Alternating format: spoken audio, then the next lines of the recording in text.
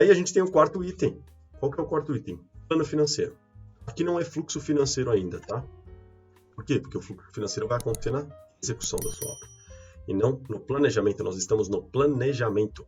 Passamos pela fase contratual e plano de comunicação, que é o start do negócio, é o kick-off, que muitas pessoas usam esse termo no mercado corporativo. E aí depois nós temos planejamento. Então nós estamos fazendo todo o planejamento em 3 fases. Orçamentação, plano financeiro. O que é o plano financeiro? Eu vou pegar o meu orçamento e eu vou colocar isso na linha do tempo. Então assim, essas pessoas que foram selecionadas e contratadas, e vão ser contratadas e vão fornecer os materiais, ou seja, os materiais vão ser comprados com elas. Qual que é a forma de pagamento? Como é que funciona cada item? Eu vou pegar aquilo e vou transferir para uma outra planilha ou para a mesma planilha numa outra aba, dizendo que, olha, esse material é pagamento em 6 vezes, esse é em 3, esse é à vista, mão de obra é à vista, prestação de serviço dá para fazer em 12, esse daqui dá para fazer em 10, esse daqui, joga tudo isso numa planilha, onde você vai ter a linha do tempo aqui, os meses em colunas e os itens nas linhas, e aí você vai cruzar. Esse item vai ser pago nesse mês, e lá embaixo você tem uma somatória para dizer para o seu cliente, olha, primeiro mês eu preciso de tanto, segundo mês eu preciso de tanto, terceiro mês eu preciso de tanto. O senhor tem fôlego para bancar essa obra nessa velocidade aqui? Ou não, não tenho. Ou não, eu estou preferindo pagar menos, eu tenho fôlego, vamos fechar essas coisas que estão parceladas à vista, ver se consegue desconto. E já alinha tudo isso com o seu cliente, certo? Então, o que é o plano financeiro? O plano financeiro é você fazer a viabilidade financeira da obra para o seu cliente ir lá e dar o aval. Falar, eu tenho grana para fazer. Por quê? Porque se você não fizer isso nesse momento e começar a obra sem isso, corre-se muito o risco da obra parar no meio do caminho. E é por isso que você vê a obra parada lá, a obra que levanta, cobre, e aí fica lá 1 ano sem acontecer nada. Ou para quem trabalha com interiores, aí cliente que tem que parar no meio do caminho. Ou tem que fazer o que nós falamos ontem sobre o estilo flexível de gestão, de você ter que fazer a obra porque acabou a grana, entendeu? Uma coisa acaba a grana do cara porque aconteceu uma fatalidade, ele perdeu o emprego, a empresa quebrou, qualquer coisa do tipo. Outra coisa é a obra parar porque foi mal planejada, porque o cliente não sabia quanto que ia custar tudo. E outra, lembra que eu falei que tudo está relacionado à satisfação? Aí o cara vai ficar puto com você, e com razão. Fala, pô, mas peraí, eu não sabia que eu ia ter que gastar tudo isso. Ou tem gente que gosta de fazer orçamento parcial. Ah, não, vou fazer uma estimativa para a gente começar a obra logo. Aí a estimativa dá... Aí vira aquela história, cara. É um estigma do nosso mercado, nós temos que quebrar esse negócio. O cliente tem medo da gente. Tem cliente que tem medo da gente. Eu não vou contratar um arquiteto que vai custar mais caro do que se eu fizer sozinho. Porra! Entendeu? A gente tem que jogar as cartas na mesa. O cliente tem que saber. Por quê? Porque ele bem planejado financeiramente, ele vai estar satisfeito porque as coisas vão acontecer dentro da expectativa que ele tem, que é uma expectativa real, baseada em dados, orçamentos que foram feitos e não achismo, não estimativa, entendeu? Então você, além de não correr o risco da sua obra parar no meio, ou desse risco ser muito pequeno, só se acontecer uma fatalidade, você também não vai deixar o seu cliente insatisfeito no meio do caminho.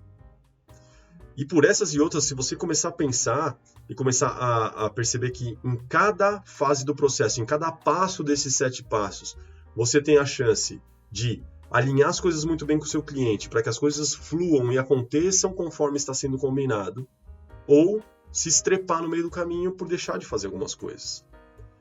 E aí, a gente chega no final, e aí eu recebo um monte de mensagem de gente falando assim, pô, não tem uma obra que eu saio que o cliente não... que eu não saio brigado com o cliente, que a gente sabe que não tem um clima, uma coisa é você ter desafios para resolver uma obra. Outra coisa é todas as suas obras gerarem atrito e conflito com o seu cliente. O atrito e conflito com o seu cliente estão sendo gerados porque você não está sendo transparente com ele. E não porque você não quer ser transparente, você quer esconder as coisas. Mas de repente ninguém te falou algumas coisas que eu estou te falando aqui hoje. Então, para pensar um pouquinho que a base de tudo isso é assim, como é que eu preparo o meu cliente o máximo possível e como é que eu alinho expectativa com ele o máximo possível a cada passo desses. Por quê? Porque é assim que a gente vai garantir a satisfação dele até o final. É um processo longo, é um relacionamento longo, você vai viver com ele meses. Então, isso desgasta também. tudo isso, quando está no campo da presença, né? A gente está presente para esse tipo de coisa, fica muito mais fácil de administrar e de não deixar os conflitos acontecerem.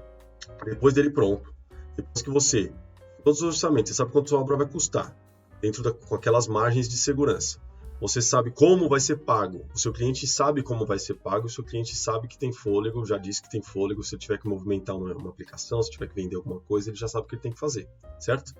E aí, nós vamos para o quinto item, o quinto passo, que é o famoso cronograma, certo? Não sei por que ele foi parar lá em cima. Cronograma. Por que o cronograma está no quinto passo e não no terceiro, como muita gente faz? Tem gente que vai lá, fecha um contrato e vai fazer cronograma. Como é que você faz um cronograma se você não sabe quem vai ser contratado e você não alinhou prazos com esses fornecedores de mão de obra?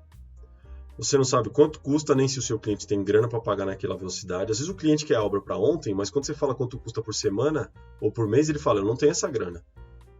Eu teve uma obra que eu fiz uma vez que o cliente queria muito rápido. Eu falei, tá bom, eu consigo fazer em 2 meses. Era um apartamento de uns 300 metros quadrados. Eu falei, não, eu consigo fazer em 2 meses.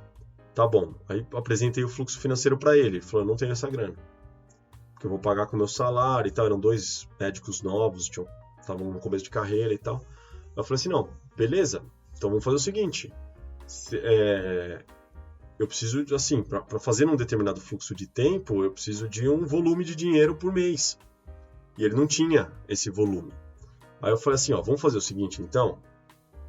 Ao invés de eu fazer a obra mais lenta, o que para mim também não era legal, porque como gestor você trabalha muito mais nesse ritmo mais lento, então às vezes não compensa. O que eu fiz para ele? Eu falei assim, vamos fazer o seguinte, se eu começar hoje e fizer ela lenta, vai demorar 4 meses. Mas se eu esperar 2 meses para começar e fizer ela no meu ritmo, que eu sei que eu consigo fazer, vai também terminar daqui 4 meses. Então o que eu fiz? Eu recebi uma grana durante 2 meses, então gerou um caixa na obra, e aí eu fui lá em 2 meses e pau, entendeu? Então, você tem que ser criativo. Lembra de ser criativo na solução de problemas? Quem estava na live ontem sabe disso. Então é isso, você tem que fazer o seu cronograma, só que para fazer o seu cronograma você tem que saber se o seu cliente tem fôlego. Então você vai juntar essas informações, prazos dos fornecedores, mais o aval do cliente na parte de planejamento financeiro, aí sim, aí eu vou lá para o meu cronograma. Aí eu vou listar as minhas tarefas, fazer minha WBS, vou lá e vou colocar isso na linha do tempo lá no meu gráfico gigante e vou planejar as atividades físicas de obra, certo? Por quê? Porque o resto já está na minha mão, já tenho todas essas informações, correto? Então, agora que você já tem o seu cronograma, você vai começar a sua execução, certo? Então, sua obra vai de fato em loco começar, depois de tudo isso que já aconteceu. Aquela grande história, né? A obra não começa quando a obra começa. A obra começa muito antes da obra começar. Então, o que a gente vai fazer aqui? Controle, que eu vou resumir, como eu resumi na live de aquecimento, tá? Controle é um resumo de monitoramento e controle. Monitoramento para cima, controle para baixo. Qual que é a atividade mais importante? A atividade mais importante para você realmente ter controle da sua obra e não deixar ela sair do trilho é a reunião semanal de equipe. Reunião semanal de alinhamento. Reunião semanal de equipe, se você não tem equipe. É você mesmo, é você com você mesmo.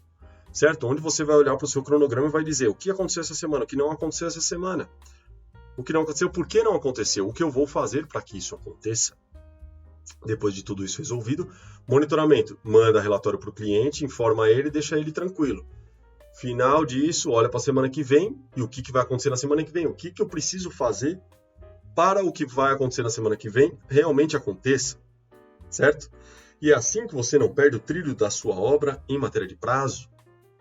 Que se você não fizer isso toda semana, você vai perder a mão. A sua obra vai começar a atrasar e você não vai perceber que ela está atrasada.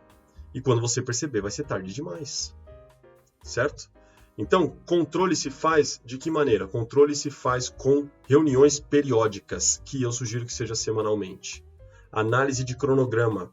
Ações a serem tomadas para que as coisas sejam realizadas no período e nas datas que foram planejadas no seu cronograma.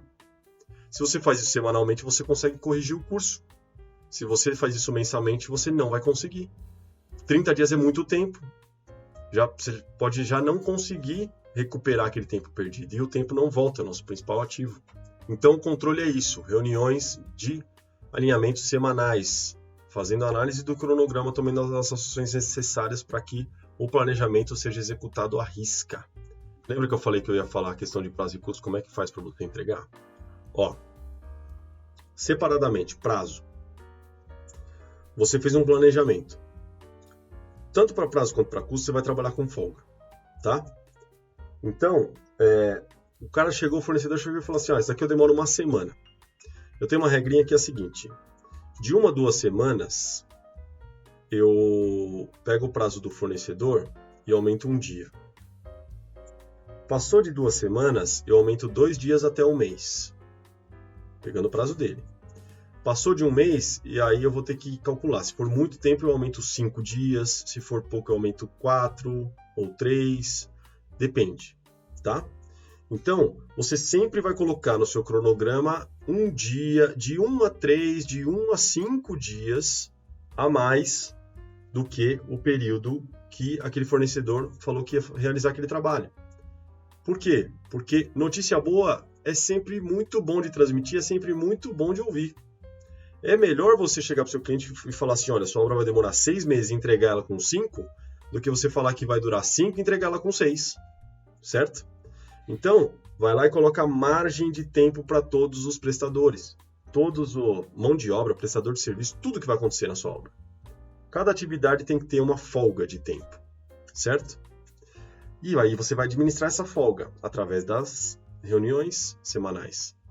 Você vai entender se aquilo está acontecendo no prazo, não está acontecendo no prazo, se está... De repente está acontecendo no prazo que ele falou e aquela folga você não vai precisar usar e você vai ter que puxar o seu cronograma adiantando as atividades. Porque é ruim. É o que eu falo, ó. Cronograma de obra, gerir obra é o seguinte, se atrasa é ruim, se adianta também é ruim. Não é ruim para o cliente, mas para você é ruim, sabe por quê? Vamos fazer um exemplo aqui. O cara vai terminar um negócio na segunda-feira.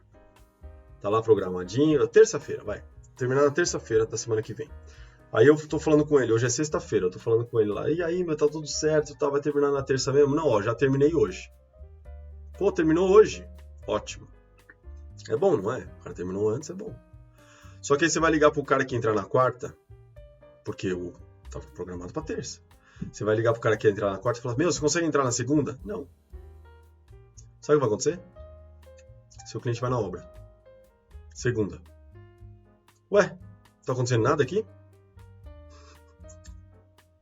Quem já passou por isso? Aí você fala, então, sabe o que é? Ó? É uma notícia boa. O fulano de tal adiantou o serviço. Então nós estamos adiantados. Ué, então por que não adiantou o resto? Então, eu tentei adiantar, mas não consegui. Então você percebe que até coisa boa em obra dá trabalho. Não é que é ruim, mas dá trabalho. Então se você está em cima, se você está controlando semanalmente, você tem a chance de avisar esse cara antes. Liga pro cara e fala assim, olha, estamos correndo um risco, que na verdade eu chamo de oportunidade, de o fulano de tal sair antes. Você consegue adiantar a sua entrada? Porque senão eu vou ficar 2 dias com a obra parada, isso não é bom para mim. Você pode até falar pro seu cliente, ó, não tive o que fazer, vai ficar parada mesmo, mas estamos dentro do prazo, então não vem me cobrar. Agora, tenta adiantar, entendeu? Então, tudo isso só acontece se você estiver em cima do planejamento, estiver sempre monitorando, sempre controlando, sempre monitorando, sempre controlando. O Robson está falando aqui, acredito que seja de extrema importância não efetivar um cronograma enforcado, afinal imprevistos podem acontecer. Exatamente, imprevistos vão acontecer, tá? É isso que você tem que colocar na sua cabeça. Vão acontecer imprevistos, você não controla o mundo. Então, põe energia no que você controla. O que você controla? Você controla o seu cronograma. Você coloca o prazo que você quiser lá. Lógico, dentro da expectativa do cliente, dentro do que você meio que já acordou com ele na contratação. Então, mas o cronograma você controla. Então você vai pegar e vai falar, ó, 10 dias, vou botar 12. 15 dias, vou botar 17. 20 dias, vou botar 23. E pá, e vai montando seu cronograma, certo? Porque aí problema bom para resolver. Sabe? Já viu essa frase? Problema bom para resolver? Aquele problema que assim, adiantou, tem que puxar os outros fornecedores para adiantar também, para eu tentar adiantar a entrega final da minha obra. E aí vai, certo? Então o controle é isso. Agora, como é que você garante o prazo, que é o que eu estava falando antes? Você sempre vai trabalhar com margem, tá? E o prazo, quando você faz um cronograma coeso, baseado nos prazos dos fornecedores, não da sua cabeça, cronograma Disneylândia, já viu um post que eu coloquei no Instagram, faz tempo já, cronograma Disneylândia? É aquele que, eu acho que vai durar tanto tempo, aí se lasca. Mão de obra é complicado fazer isso. Então você pega as informações e faz seu cronograma. Aí, com folga. E aí você vai tentar adiantar aquilo, certo? Bom, administrando sempre, olhando para aquilo sempre, 2 vezes por semana, faz a sua reunião de equipe, emite o relatório, toma as ações necessárias. É assim que você garante prazo. Mas Fernando, e se o cliente chegar e acrescentar coisas? Seu prazo muda? Quem estava aqui e me acompanhou, eu dei um exemplo de um contrato que eu fechei uma vez com 2 advogados que eu tinha R$1.000 de multa por dia de atraso do que foi contratado. Por que eu fiz isso? Porque eu tinha certeza absoluta que eu não ia atrasar. E eu sabia que iam vir coisas deles, da arquiteta que fez o projeto, e eu falei assim, tudo que vier eu vou acrescentar dias.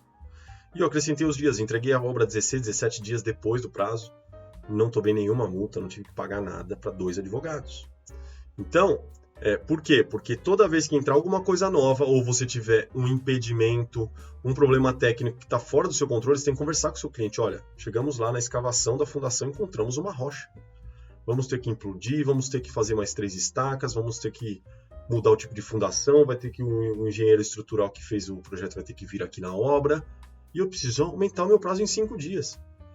Mas você me prometeu, eu não tenho nada a ver com isso. Pois é, eu também não tenho nada a ver com isso. E aí tem uma resposta aqui, se você precisar deixar na manga, que é um checkmate, é o seguinte, o imóvel é seu, não é meu. Ou seja, a fonte do problema é o seu imóvel. Então a culpa não é minha, a culpa não é sua, tá tudo bem. Eu sei disso. Só que assim, o imóvel é seu. Entendeu? Foi feito sondagem, mas não vimos essa rocha aqui. Já aconteceu, já vi esse negócio acontecer. Então, presta atenção.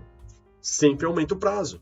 Por quê? Porque desta maneira, quando é justificável e quando o cliente pede alguma coisa, então você tem que aproveitar, porque é ele que está pedindo. Então aí bota prazo mesmo. Por quê? Porque aí você vai ganhando uma margem até um pouco maior e aí você garante o prazo. Certo? Agora, como é que garante custo?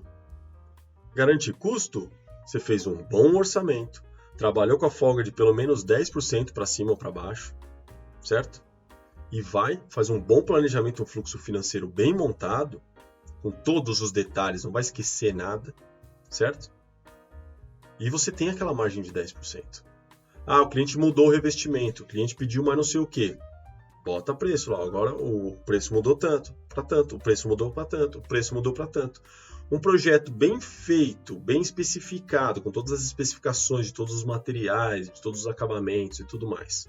Somado a um orçamento detalhado, bem feito, com todos os itens, com os fornecedores selecionados, aprovados pelo cliente, mais um bom fluxo financeiro, onde você demonstra para o seu cliente qual é a velocidade com que ele vai ter que investir aquele dinheiro, e se ele tem aquele dinheiro, a sua chance de fazer com que essa obra saia do trilho em matéria de custo é quase zero. Agora, toda vez que houver uma mudança, você tem que sinalizar para o seu cliente, isso vai custar mais. Eu vou ter que desfazer uma parte da obra para fazer essa mudança, a mão de obra vai cobrar mais tanto. Eu vou cobrar mais tanto porque eu vou ter que gerenciar esse processo de novo. Então, é assim que a gente mantém as coisas dentro do prazo e do custo. O último item é muito simples. Tem uma sacadinha. O quê? A entrega. Certo? O 7º passo é a entrega. A entrega tem 2 coisas importantes na sua entrega. Você tem que entregar uma obra com um termo de entrega assinado. Fernando, acabou tudo. Eu fui embora. Já está caracterizada a minha entrega. Não tá. Porque sabe aquela cláusula de garantia que eu falei no contrato lá no começo da live hoje? Ela tem que estar atrelada a um documento que diga, olha, a partir de hoje a garantia está valendo. Se você não tem o documento, fica no ar. Mas entregou que dia? Entregou o dia que o cliente mudou? Não, mas você não tinha terminado a obra nesse dia, porque você, mesmo comigo aqui dentro de casa ou dentro do escritório funcionando, você ainda teve que vir aqui fazer alguns reparos, terminar algumas coisas, dar uns retoques, não sei o quê. Então, assim, Não foi naquele dia que terminou, terminou 5 dias depois. Ah, mas que dia que terminou? Ninguém sabe que dia que terminou. Então vai lá e assina a bagaça, assina o termo lá, certo? Dizendo aqui, ó, tá entregue, relatório fotográfico, deu um... Ó, esse ambiente tá assim, esse tá assim, esse tá assim, esse tá assim, esse tá assim, esse tá assim, do teto, do piso, da parede, de tudo que é canto. Visita com o cliente, ó, tá tudo certo, você tá vendo aqui, ó, tá tudo tranquilo aqui, tá tudo aprovado, tá legal, lá. Assina aqui pra mim. Pronto, assinou.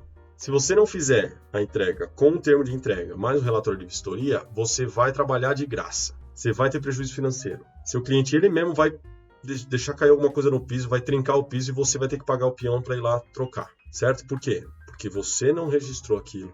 Porque você não fez a visita com ele. Porque você não fez ele assinar um termo. Então, de novo, satisfação do seu cliente.